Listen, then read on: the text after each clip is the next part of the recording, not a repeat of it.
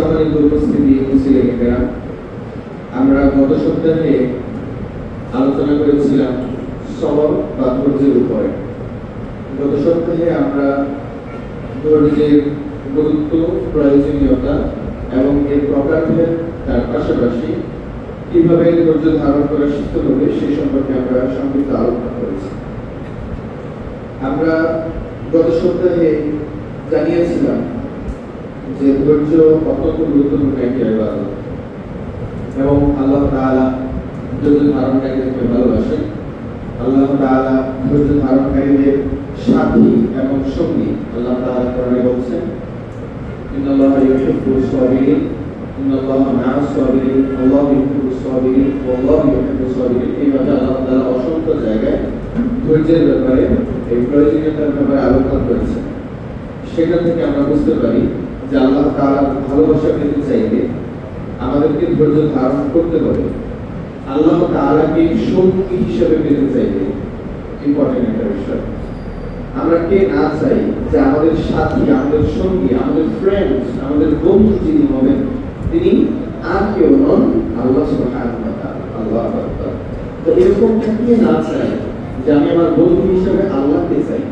আল্লাহ তাআলা এই কথাই বলছেন, তুমি বন্ধু হিসেবে আল্লাহকে চাও, অবশ্যই আল্লাহ তাআলা তোমাকে বন্ধু হিসেবেই গ্রহণ করবেন, কিন্তু তোমাকে ধৈর্য ধারণ করা শিখতে হবে। আর সেজন্য আমরা জানি যে আল্লাহ তাআলার খলিল অর্থাৎ অন্তরঙ্গ এবং পরম বন্ধু দুইজন, কে কে?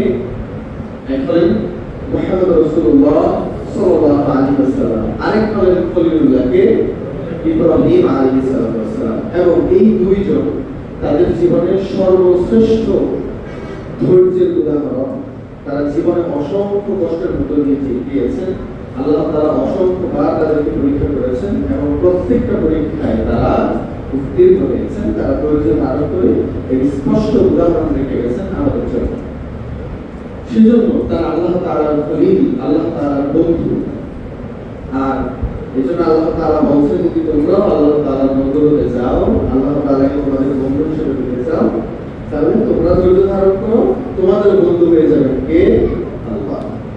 কিন্তু আমরা গত সপ্তাহে বিস্তারিত আলোচনা করেছি যে ধৈর্যের মাধ্যমে আমরা কি কি উপকার পেতে পারি।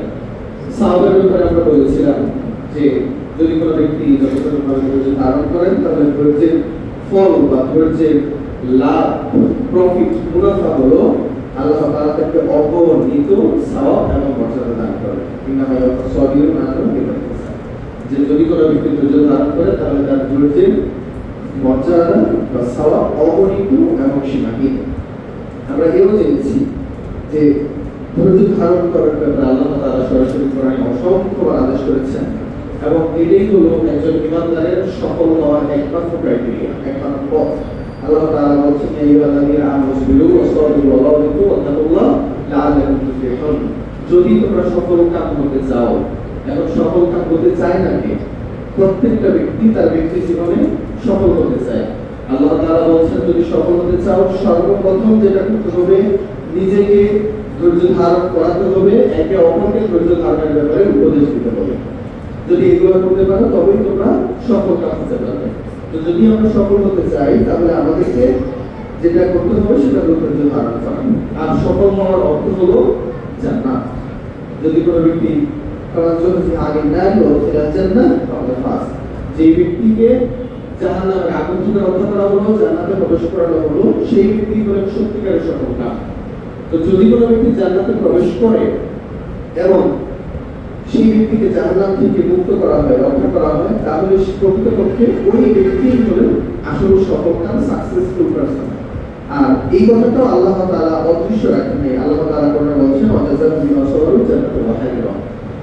তারা জান্নাত অর্জন করেছে, আল্লাহ তাআলা তাদেরকে জান্নাত দিয়েছেন। অর্থাৎ ঈমানদারদের কথা আল্লাহ তাআলা এখানে বলছেন যে ঈমানদারদেরকে আল্লাহ তাআলা জান্নাত দিয়েছেন, জান্নাতের অন্যান্য নিয়ামত প্রদান করেছেন, যেমন হারির।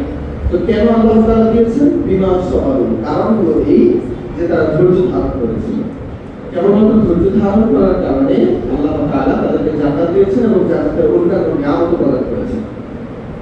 এই সকল বিষয় আমরা গত সপ্তাহে সংক্ষিপ্তভাবে আপনাদের মাঝে আলোচনা করেছিলাম যে আল্লাহ তাআলা একজন ধৈর্য ধারণকারী ব্যক্তির জন্য অসংখ্য নিয়ামত সমগ্র দুনিয়াকে ছড়িয়ে ছিটিয়ে রেখেছেন।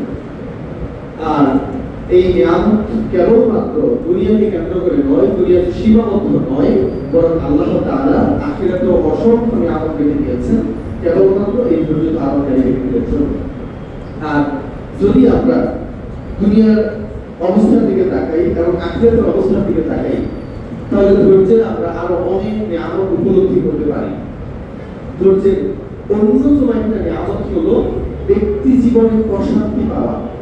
এই কথাটা আপনি অত্যন্ত মনোযোগ দিয়ে শুনবেন। আমি আপনাকে রিকোয়েস্ট করব এই কথাটা আপনি মনোযোগ দিয়ে শুনবেন। যারা ঘুমিয়ে আছেন ঘুম থেকে সজাগ হয়ে ওঠেন, যারা এগিয়ে ছিলেন তারা হেলার থেকে সরে বসুন, যারা গল্প করছিলেন তারা গল্প বন্ধ করে দিন। এই কথাটা মনোযোগ দিয়ে শুনুন। যদি আমরা ধৈর্য ধারণ করি তাহলে দুনিয়াবি আমরা আখিরাতে অনেক লাভের কথা আমরা গত সপ্তাহে আলোচনা করেছি, কিন্তু আজকে আমি এক্সট্রা অর্ডিনারি আরেকটা বিষয় বলতে যাচ্ছি, সেটা হলো ব্যক্তি জীবনের প্রশান্তি, মানসিক প্রশান্তি।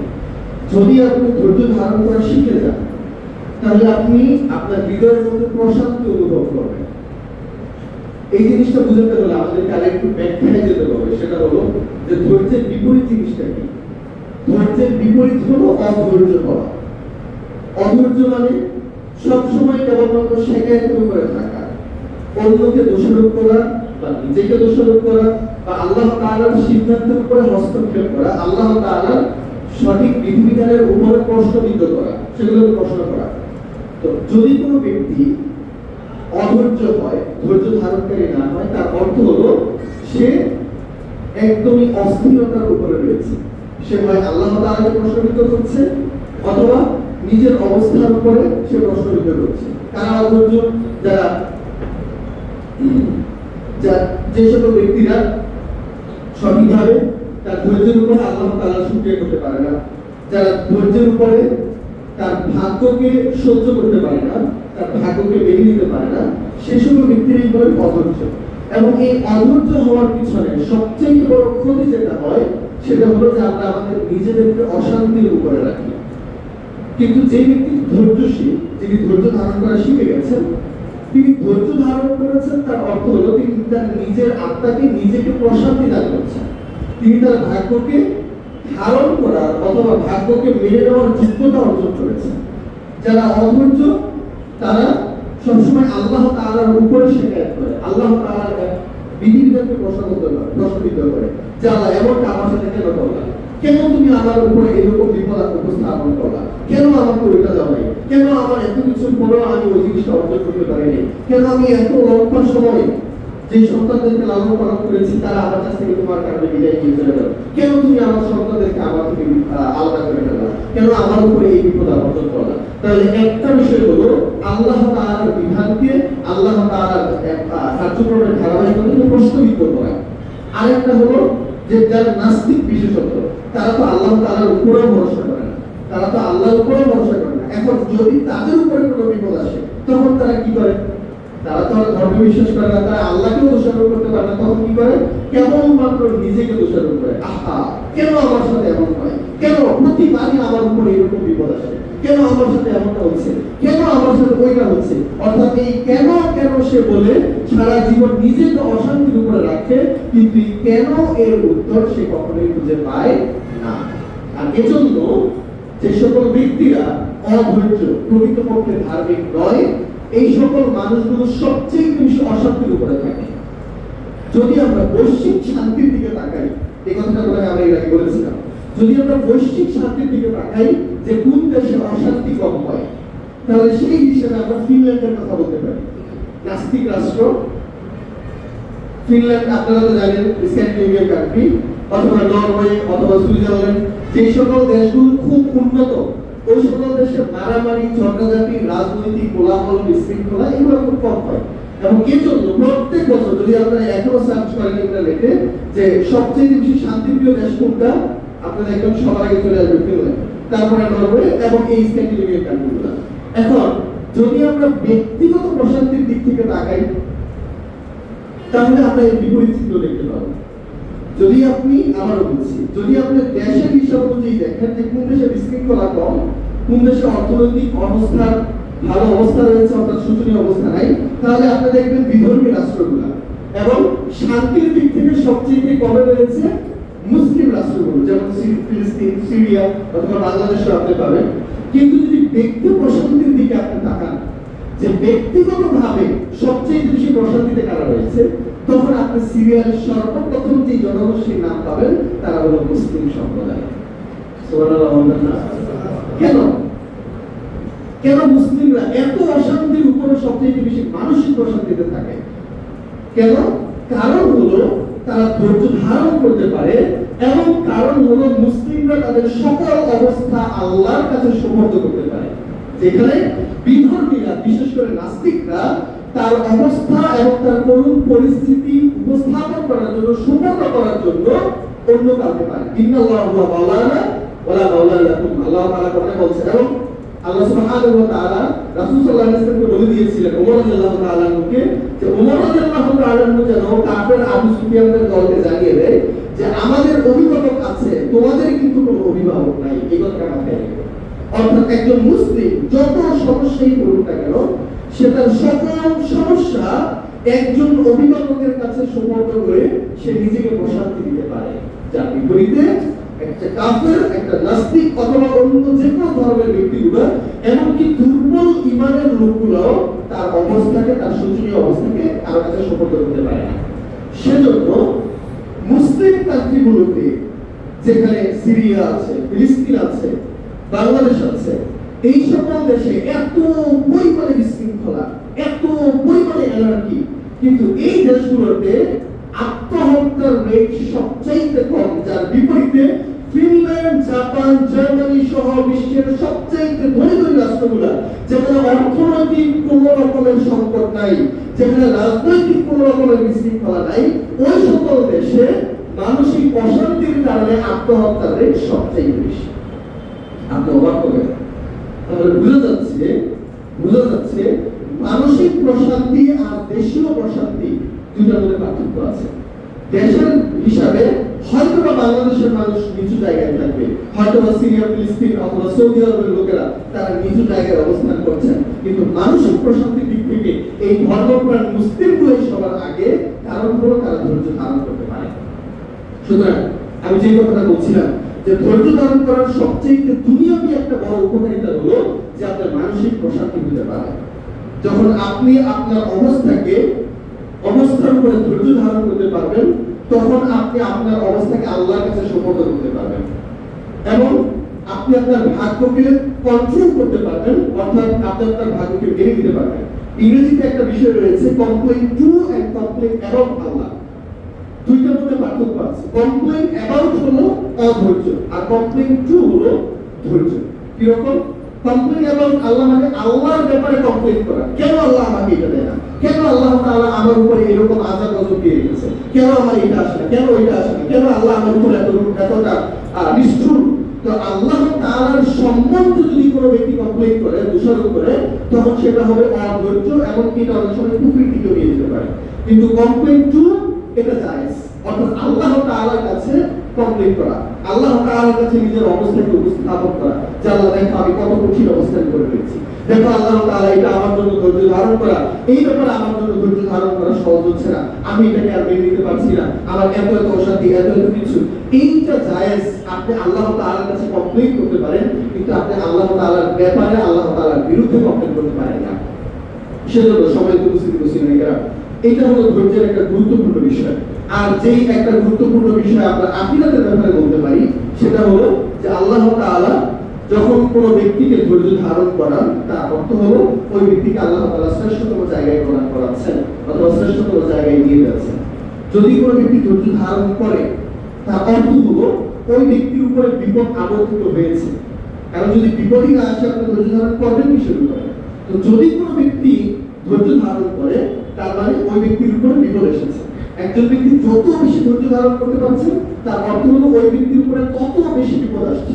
আর বিপদ আসার দুইটা কারণ, একটা হলো ওই ব্যক্তি যদি কোনো পাপ করে, তাহলে আল্লাহ তাআলা তার পাপকে মোচন করার জন্য বিপদ নিয়ে আসে। আরেকটা হলো যদি ওই ব্যক্তি আল্লাহ তাআলার ঘনিষ্ঠ বান্দা হয়, তাহলে আল্লাহ তাআলা তার জায়গাকে, তার র্যাঙ্ককে, তার মর্যাদাকে বাড়িয়ে দেওয়ার জন্য আরো বেশি বেশি বিপদ বিপদ তার উপর উপস্থাপন করেন, যাতে করে সে আরো বেশি ধৈর্য ধারণ করতে পারে এবং এই ধৈর্য ধারণ করতে করতে সে যেন আল্লাহ তাআলার আরো বেশি নিকটবর্তী হতে পারে। এটা হলো আল্লাহ তাআলার ইচ্ছা, আল্লাহ তাআলার উদ্দেশ্য। সেজন্য রাসূল সাল্লাল্লাহু আলাইহি ওয়াসাল্লাম বলছেন যে ইন্নাল্লাহা ইযা আহাব্বা কওমান ইবতালাহুম, যদি তোমাদের উপরে বিপদ আসে মাথায় রাখতে হবে যে তার অর্থ হলো আল্লাহ তাআলা তোমাকে পছন্দ করেন। যদি তোমার উপরে বিপদ আসে, তাহলে আমাকে আল্লাহ তাআলা পছন্দ করছেন কিনা এটার উপর আমাদের খুব হয়ে গেছে।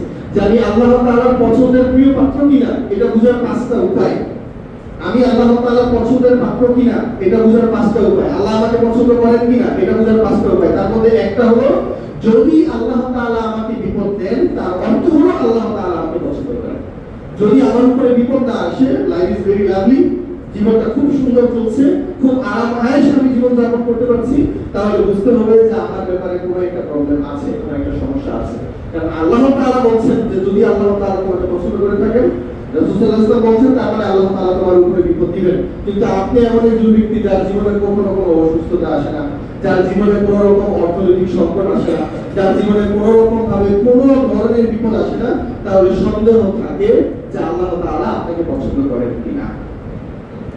সেজন্য যদি আল্লাহ তাআলা আমাকে বিপদ দিয়ে থাকেন, এটা আমার জন্য নেগেটিভ না, বরং এটা আমার জন্য পজিটিভ, যে আল্লাহ তাআলা হয়তো আমাকে পছন্দ করেন, এই জন্যই আল্লাহ তাআলা আমাকে বিপদ দিচ্ছেন। সেজন্য রাসূল সাল্লাল্লাহু আলাইহি ওয়াসাল্লামের অসংখ্য হাদিসে এই বিষয়টা উপস্থাপন করা হয়েছে। অসংখ্য হাদিসে রাসূল সাল্লাল্লাহু আলাইহি ওয়াসাল্লাম এই বিষয়টা বলেছেন যে ইন্নাল্লাহা ইযা আরাদা আন আতিল খায়র, যখন আল্লাহ তাআলা তার বান্দার ব্যাপারে কোনো ভালো জিনিস চান, যে আমার এই বান্দাটার যেন ভালো কোনো কিছু অর্জিত হয়, তখন আল্লাহর উকুবা ফিদ দুনিয়া, তখন আল্লাহ তাআলা তাকে দুনিয়াতে শাস্তি দিয়ে থাকেন। যদি আপনি দুনিয়াতে কোনো পাপকর্ম করেন এবং তার কারণে আপনার উপরে বিপদ আসে, এটা আপনার জন্য উপকারী। যদি আপনি দুনিয়াতে সৎ ইমানদার হয়ে থাকেন এবং এটার কারণে আপনার বিপদ আসে, এইটাও আপনার জন্য পজিটিভ। তাহলে বিপদ আসা একজন ব্যক্তির জন্য সর্বদাই পজিটিভ জিনিস। একটা আমরা উপস্থাপন করলাম, যদি আপনি আল্লাহর ভালো বান্দা হন তাহলে আল্লাহ আপনাকে পরীক্ষা করবেন, সুতরাং পরীক্ষিত হওয়াটা পজিটিভ সেন্স। আরেকটা হলো আপনি দুনিয়াতে কোনো পাপকর্ম করেছেন এবং এর জন্য আল্লাহ তাআলা আপনাকে বিপদ দিয়েছেন, তাহলে এইটাও আপনার জন্য একটা পজিটিভ সেন্স। কেন? কারণ আল্লাহ রাসূল সাল্লাল্লাহু আলাইহি ওয়াসাল্লাম বলেন, যখন আল্লাহ তাআলা তার বান্দার ব্যাপারে কোনো ভালো জিনিস চান, যদি আল্লাহ তাআলা তার বান্দার ব্যাপারে কল্যাণ চান, তখন আল্লাহ তাআলা দুনিয়াতেই তাকে শাস্তি দিয়ে দেন। কেন আল্লাহ তাআলা দুনিয়াতে তাকে শাস্তি দিয়ে দেন? যাতে করে আখিরাতে তাকে সেই শাস্তিটা বহন করতে না হয়। এখন দুনিয়ার শাস্তি কঠিন নাকি আখিরাতের শাস্তি সবচেয়ে বেশি কঠিন? আখিরাতের শাস্তি। তো আল্লাহ তাআলা দুনিয়াতে আপনাকে সেই সামান্য শাস্তি দিচ্ছেন মানে, আল্লাহ তাআলা আপনাকে আখিরাতের শাস্তি থেকে বাঁচিয়ে দিচ্ছেন। দুনিয়াতে যত কঠিন অবস্থাই হোক না কেন, আপনি চিন্তা করেন, যত কঠিন অবস্থাই হোক না কেন, মৃত্যুর চাইতে যন্ত্রণাদায়ক শাস্তি কি আর কিছু আছে? নাই। মৃত্যুর চাইতে যন্ত্রণাদায়ক শাস্তি আর নাই। তো একজন ব্যক্তি যখন সবচাইতে সংকটাপন্ন অবস্থায় মৃত্যুর জন্য ছটফট করে, ওইটার চাইতে বড় যন্ত্রণাদায়ক শাস্তি আর হতে পারে না। কিন্তু যখন এই ব্যক্তি মৃত্যুবরণ করলো, তখন তার শাস্তি এখানে স্টপ হয়ে গেল, শেষ। মৃত্যুবরণ করার সাথে সাথে তার শাস্তি স্টপ হয়ে গেল। কিন্তু আল্লাহ তাআলা কিয়ামতের মধ্যে জাহান্নামে বান্দাদেরকে যে শাস্তিগুলো দিবেন, এই শাস্তিগুলো এমন হবে যে তারা চূড়ান্ত টাইমেই সর্বদা থাকবে। অর্থাৎ মৃত্যুবরণ করার শেষ টাইমে যেই পরিমাণ কষ্টটা হয়, তার চাইতে 17 গুণ, 1000 গুণ অথবা লক্ষ গুণ, অগণিত গুণ বেশি শাস্তি আল্লাহ তাআলা তাকে জাহান্নামের মধ্যে চিরকালের জন্য রাখবেন।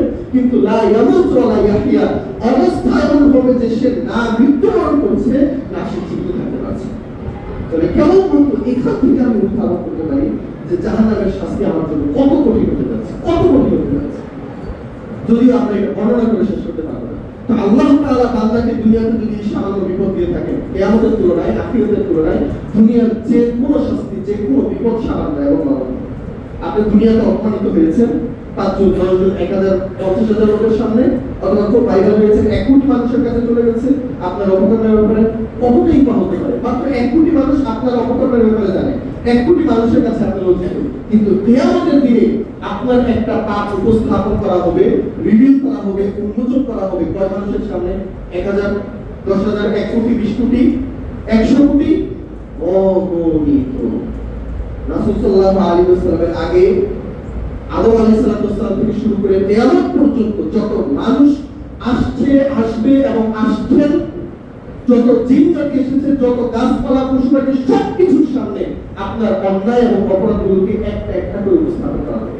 তাহলে দুনিয়াতে আপনি যদি লাঞ্ছিত হন, 1 কোটি মানুষের সামনে আপনি যদি লাঞ্ছিত হন, আপনার মনে হতে পারে যে এর চাইতে বড় লাঞ্ছনা আর হতেই পারে না। কিন্তু তার বিপরীতে কিয়ামতের দিন আল্লাহ সুবহানাহু ওয়া তাআলা হাজার হাজার লক্ষ বিলিয়ন বিলিয়ন কত মানুষ এবং কত প্রজাতির সামনে আপনাকে লাঞ্ছিত করাবেন সেটার কোনো হিসাব নেই। জাস্ট একটা উদাহরণ দিচ্ছি যে যদি আল্লাহ তাআলা দুনিয়াতে আপনাকে শাস্তি দিয়ে থাকেন তাহলে এটা আপনার জন্য কল্যাণকর, কারণ আল্লাহ তাআলা আপনাকে আখিরাতের শাস্তি থেকে মুক্তি দিয়ে দিচ্ছেন। সম্মানিত উপস্থিতি, সুতরাং যদি কোনো বান্দার উপরে বিপদ আসে সেটা তার জন্য সর্বদাই পজিটিভ সাইন। আল্লাহ রাসূল সাল্লাল্লাহু আলাইহি ওয়াসাল্লাম বলেন যে লা ইয়াজালুল আবদু মুমিন আও মুমিনা, একজন ব্যক্তি সে হোক ঈমানদার অথবা ঈমানদার পুরুষ অথবা ঈমানদার নারী, যদি আল্লাহ তাআলা তাকে কন্টিনিউয়াসলি সর্বদাই শাস্তির উপরে রাখেন, বিপদের উপরে রাখেন এবং আল্লাহ তাআলা তাকে পরীক্ষার উপরে রাখেন, তখন তার অর্থ হলো এই বান্দা অথবা এই মুমিনা নারী আল্লাহ তাআলার সামনে এমন অবস্থায় গিয়ে দাঁড়াবে যে তার উপরে কোনো রকমের পাপই নাই। তাহলে যদি আল্লাহ তাআলা কার উপরে বিপদ দিয়ে থাকেন তার অর্থ হলো এই বিপদের মাধ্যমে আল্লাহ তাআলা আপনার পাপগুলোকে মোচন করতে থাকেন। যত তিনি আপনার বিপদ পেয়ে যাচ্ছেন তত বেশি তিনি আপনাকে আপনার পাপ থেকে আলাদা করছেন। এখন যদি এমন কোনো ব্যক্তির ক্ষেত্রে এমন ঘটনা ঘটে যে সে তার বুঝ থেকে নিয়ে একদম জীবনের শেষ সময় পর্যন্ত চিরকাল সে এই শাস্তির উপরেই ছিল, কষ্টের উপরেই সে তার সমগ্র জীবন কাটিয়েছে, তার অর্থ হলো আল্লাহ তাআলা তাকে একদম নিষ্পাপ মাসুম বাচ্চার মতো কিয়ামতের দিন তার সাথে উপস্থাপন করা যায়। রাসূল সাল্লাল্লাহু আলাইহি ওয়াসাল্লাম এই জন্য বলছেন, রাসূল সাল্লাল্লাহু আলাইহি ওয়াসাল্লাম বলছেন যে যদি কোনো ব্যক্তিকে আল্লাহ তাআলা পরীক্ষার উপর রাখেন তার অর্থ কি? তার অর্থ হলো যে লা ইয়াকুনু লিল আবদি ইনদাল্লাহি মানজিলা, একজন ব্যক্তিকে আল্লাহ তাআলা একটা জায়গা নির্ধারণ করে রেখেছেন, একজন ব্যক্তির জন্য জান্নাতে আল্লাহ তাআলা একটা ক্ষেত্র নির্ধারণ করে রেখেছেন, কিন্তু তার আমল অনুযায়ী সে ওই জায়গায় পৌঁছাতে পারছে না। কথার কথা ধরুন যে আল্লাহ তাআলা আপনাকে জান্নাতুল ফিরদাউসের জন্য একটা জায়গা নির্ধারণ করে রেখেছেন যে আমি আমার এই আব্দুল্লাহকে জান্নাতুল ফিরদাউসের এই জায়গায় প্রবেশ করাবো, কিন্তু আপনার যে আমল আর আপনার যে ইবাদত, এই ইবাদতই আপনি জান্নাতুল ফিরদাউসে যেতে পারবেন না। হয়তো আপনি ছোটখাটো কোনো জান্নাতে যেতে পারবেন, হয়তো সর্বশেষ জান্নাতে যাওয়া ব্যক্তিদের একজন হবেন, কিন্তু আপনার ইবাদত অনুযায়ী আপনার আমল অনুযায়ী আপনি সর্বশ্রেষ্ঠ জায়গায় পৌঁছাতে পারবেন না, কিন্তু আল্লাহ তাআলা আপনার জন্য এই জায়গা নির্ধারণ করে রেখেছেন।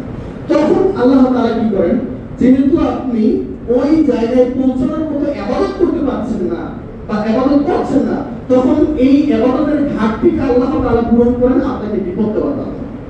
আল্লাহ তাআলা বান্দাকে একই করে বিপদ দিতে থাকেন, আর এই বান্দা ঈমানদার হওয়ার কারণে যদিও সে যথাযথ ইবাদত করে না, সে পর্যাপ্ত ইবাদত করে না, কিন্তু সে ধৈর্য ধারণ করতে জানে, তো সে আল্লাহ তাআলার উপরে ধৈর্য ধারণ করে এই বিপদকে সে সহ্য করে এবং এই বিপদ আল্লাহ তাআলা এক এক করে দেওয়ার মাধ্যমে আল্লাহ তাআলা তাকে ওই জান্নাতের শ্রেষ্ঠতম জায়গায় পৌঁছিয়ে দেন। সুতরাং সর্বোপরি সকল জায়গা থেকে আমার জন্য ধৈর্য গুরুত্বপূর্ণ একটা বিষয়।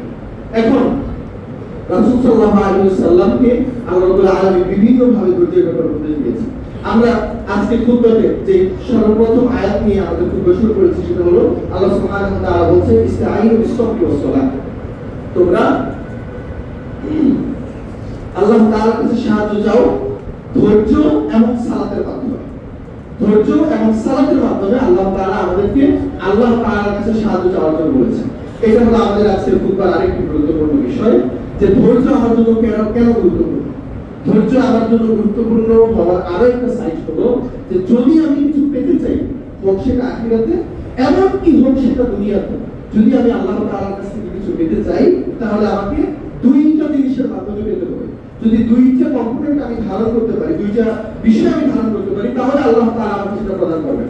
একটা হলো সালাত, যদি আমি সালাত আদায় করি তাহলে সেটার মাধ্যমে আমি আল্লাহ তাআলার কাছে কিছু চাইতে পারবো। তার মানে আমরা যে সালাত আদায় করি এই সালাতটাই হলো আমার আল্লাহ তাআলার কাছে কিছু চাওয়ার ক্ষেত্রে সবচেয়ে গুরুত্বপূর্ণ একটা কম্পোনেন্ট, একটা বিষয়। সুতরাং সময় যদি এমন হয় যে আপনি আল্লাহ তাআলার কাছে কিছু চান, আপনার এই দুনিয়াতে কিছু না কিছু জিনিসের প্রয়োজন রয়েছে, আপনার কিছু ঘাটতি আছে, আপনার জবের প্রয়োজন, আপনার পরিবারের প্রয়োজন, আপনার একটা শক্তিশালী স্ত্রী প্রয়োজন, বা আপনার স্বামী প্রয়োজন, আপনার সন্তানের প্রয়োজন, আপনার অর্থ সম্পদের প্রয়োজন, যদি এমন হয় যে কোনো কিছুর ঘাটতি আপনি ফেস করছেন জীবনে, তাহলে আপনার উচিত আল্লাহ তাআলার কাছে সাহায্য চাওয়া। এখন সাহায্য আল্লাহ তাআলার কাছে চাইবেন কিসের মাধ্যমে? সালাতের মাধ্যমে। যদি আপনি আল্লাহ তাআলার কাছে কিছু চাইতে চান, তাহলে সালাতের মাধ্যমে চাইতে হবে। সুতরাং যদি আপনি সালাত আদায় করেন, তাহলে এই সালাতের মাধ্যমে আপনি আল্লাহ তাআলার কাছে কিছু চাইতে পারবেন। আপনার চাওয়ার পরিমাণটা যত বড়, আপনার সালাতের পরিমাণ যেন তত বেশি হয়। আপনার চাওয়া বা কাঙ্ক্ষিত জিনিসটা যত বেশি গুরুত্বপূর্ণ, আপনার সালাতটাও যেন ঠিক ততটাই গুরুত্বপূর্ণ হয়। আপনি কেবলমাত্র ফরজ সালাত আদায় করছেন, সেটা হয়তো বা যথেষ্ট হবে না যদি আপনার কাঙ্ক্ষিত জিনিসটা অনেক বড় হয়ে থাকে। রাসূল সাল্লাল্লাহু আলাইহি ওয়াসাল্লামের জীবনের দিকে আপনি তাকালে বুঝতে পারবেন, রাসূলের জীবনে, আমি যদি আমার ব্যক্তিগত কনভারসেশন থেকে, আমার ব্যক্তিগত অবজারভেশন থেকে যদি আমি বলি, রাসূল সাল্লাল্লাহু আলাইহি ওয়াসাল্লামের জীবনের জন্য সবচেয়ে গুরুত্বপূর্ণ এবং কাঙ্ক্ষিত বিষয় ছিল বদর যুদ্ধে জয়লাভ করা। এটা আমার গবেষণা অনুযায়ী, এবং কিছু কিছু ওলামায়ে কেরামের কাছ থেকে পেয়েছি। রাসূল সাল্লাল্লাহু আলাইহি ওয়াসাল্লামের জীবনের সবচেয়ে বড় গুরুত্বপূর্ণ কাঙ্ক্ষিত জিনিস ছিল কি পাওয়া? বদর যুদ্ধের বিজয়। কারণ ওই দিন রাসূল সাল্লাল্লাহু আলাইহি ওয়াসাল্লাম স্পষ্ট বুঝতে পারছিলেন যে আজকের যুদ্ধে যদি আমরা বিজয় লাভ না করি, তাহলে আজকেই পুরো দুনিয়া থেকে ইসলাম নিশ্চিত হয়ে যাবে। সেজন্য রাসূল সাল্লাল্লাহু আলাইহি ওয়াসাল্লাম আল্লাহর কাছে এমন ভাবে কাকুতি করে বলছিলেন যে আল্লাহ, যদি তুমি চাও যে এই দুনিয়ার বুকে, এই ভূখণ্ডে আর কোনোদিন তোমার ইবাদত করা হবে না, আর কোনোদিন তোমার নাম উচ্চারণ করা হবে না, তাহলে আজকে তুমি আমাদেরকে বিজয় দিও না। মানে এমন ভাবে রাসূল সাল্লাল্লাহু আলাইহি ওয়াসাল্লাম আল্লাহর কাছে দোয়া করছিলেন। তাহলে আমরা এখান থেকে বুঝতে পারি যে রাসূল সাল্লাল্লাহু আলাইহি ওয়াসাল্লামের জীবনের সবচেয়ে গুরুত্বপূর্ণ বিষয় ছিল বদর যুদ্ধে বিজয় লাভ করা। সেই ইবাদতকে কেন্দ্র করে, সেই জিনিসটাকে পাওয়ার জন্য রাসূল সাল্লাল্লাহু আলাইহি ওয়াসাল্লাম কি করেছেন? আলী রাদিয়াল্লাহু তাআলা বলছেন যে তোমরা হয়তো সবাইকে দেখবে যে সকলে ঘুমিয়ে আছে। বদর যুদ্ধের আগের রাতের বেলা সকলে ঘুমিয়ে আছে, ইল্লা রাসূলুল্লাহ, কেবলমাত্র রাসূল সাল্লাল্লাহু আলাইহি ওয়াসাল্লাম ছাড়া, কেবলমাত্র রাসূল সাল্লাল্লাহু আলাইহি ওয়াসাল্লাম ছাড়া সকলেই আমরা ঘুমিয়েছিলাম। রাসূল সাল্লাল্লাহু আলাইহি ওয়াসাল্লাম কি করেছেন?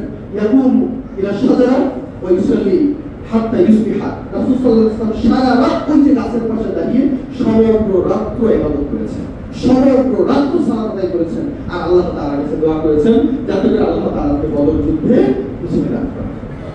তো যত গুরুত্বপূর্ণ ছিল রাসূল সাল্লাল্লাহু আলাইহি ওয়াসাল্লাম তত গুরুত্বের সাথে এটাকে দেখেছেন। যদি আপনারা কোরআন পড়েন সূরা মুজাম্মিল, সেখানে দেখবেন যে আল্লাহ রাসূল সাল্লাল্লাহু আলাইহি ওয়াসাল্লামকে আল্লাহ তাআলা নিষেধ করেছেন যে সারা রাত জন্য ইবাদত না করো, বরং অর্ধেক রাত্রে ইবাদত করবা অথবা রাতের 3 ভাগের 1 ভাগ ইবাদত করবা। সারা রাত ইবাদত করার প্রয়োজন নেই, কেন? কারণ শরীরের একটা হক রয়েছে। কিন্তু সবকিছুকে ছাড়িয়ে রাসূল সাল্লাল্লাহু আলাইহি ওয়াসাল্লাম সারা রাত্রই ইবাদত করেছেন, কেন? কারণ তার যে কাঙ্ক্ষিত জিনিস, তিনি যেটা আল্লাহ তাআলার কাছ থেকে পেতে চাইছেন, ওই জিনিসটা অনেক বিশাল, অনেক বড়। সেজন্য মুফতি বেগ তার বক্তব্যে একটা কথা বলেছিলেন, আমি এই কথাটা রিপিট করতে চাই, সেটা হলো যে যদি তোমার কাঙ্ক্ষিত জিনিস, যদি তোমার সমস্যা তোমাকে রবের সামনে তাহাজ্জুদে দাঁড় করাতে না পারে, তাহলে ওইটা আসলে কোনো সমস্যাই না। তুমি মনে করছো যে তুমি বিপদের উপরে আছো, তুমি মনে করছো যে তোমার ওই জিনিসটা প্রয়োজন, তোমার ওই জিনিসটা গুরুত্বপূর্ণ, কিন্তু ওই জিনিসটা পাওয়ার জন্য এখন পর্যন্ত একবারের জন্য তুমি তাহাজ্জুদের সালাতে দাঁড়িয়ে তোমার রবের কাছে চাইতে পারো নাই, ওই সমস্যা তোমাকে তাহাজ্জুদ পর্যন্ত নিয়ে যেতে পারে নাই, তাহলে ওইটা কোনো আসলে সমস্যাই না। যদি সমস্যাই হতো তাহলে তুমি তাহাজ্জুদ পর্যন্ত যেতে পারো। সম্মানিত মুসলিমরা, সেজন্য আমরা বলছিলাম যে যদি আমি আমার জীবনে কিছু পেতে চাই, তাহলে অবশ্যই আমাকে সালাতের মাধ্যমে পেতে হবে। দ্বিতীয়ত সেটা হলো ধৈর্য। আল্লাহ সুবহানাহু ওয়া তাআলা বলেন বিসসবরি ওয়াস সালাত, প্রথমত ধৈর্য। কেন? যদি আপনি আল্লাহ তাআলার কাছে কিছু পেতে চান, তাহলে আপনাকে ধৈর্য ধারণ করতে হবে। তার অর্থ হলো কেবলমাত্র সালাত আদায় করেই আপনি পেয়ে যাবেন, এটা অনেকটা অনিশ্চিত। রাসূল সাল্লাল্লাহু আলাইহি ওয়াসাল্লাম সালাত আদায় করেছেন, তারপর দিন আল্লাহ তাআলা তাকে বিজয় দান করেছেন, সাথে সাথে আল্লাহ তাআলা কবুল করেছেন। কিন্তু এমন অনেক দোয়া আছে যেটা আল্লাহ তাআলা সাথে সাথে কবুল করেন নাই। যেমন রাসূল সাল্লাল্লাহু আলাইহি ওয়াসাল্লামের উপরে উটের ভুঁড়ি চাপিয়ে দেওয়া হয়েছিল, যে ঘটনা আমরা একটু আলোচনা করেছি। রাসূল সাল্লাল্লাহু আলাইহি ওয়াসাল্লামের উপরে উটের ভুঁড়ি চাপিয়ে দেওয়া হয়েছিল, রাসূল সাল্লাল্লাহু আলাইহি ওয়াসাল্লাম তাদের ব্যাপারে দোয়া করেছিলেন। এই দোয়া আল্লাহ তাআলা কবুল করেছেন ঠিকই, সাথে সাথে কিন্তু বাস্তবায়ন করেছেন প্রায় 13 বছর পরে। আরো গুরুত্বপূর্ণ ঘটনা হলো ইয়াকুব আলাইহিস সালামের ঘটনা। ইয়াকুব আলাইহিস সালামের ছেলে ইউসুফ আলাইহিস সালামকে তার ভাইয়েরা, অর্থাৎ ইয়াকুব আলাইহিস সালামের ছেলেরাই তার আরেক ছেলেকে হত্যা করেছে।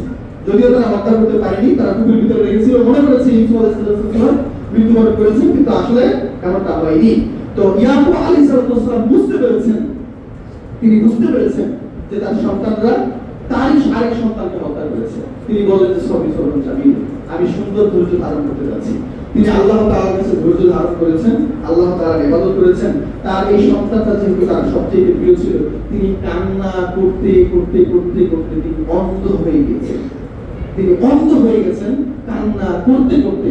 আল্লাহ সুবহানাহু ওয়া তাআলার উপরে তিনি ধৈর্য ধারণ করেছেন এবং দোয়া করে গেছেন।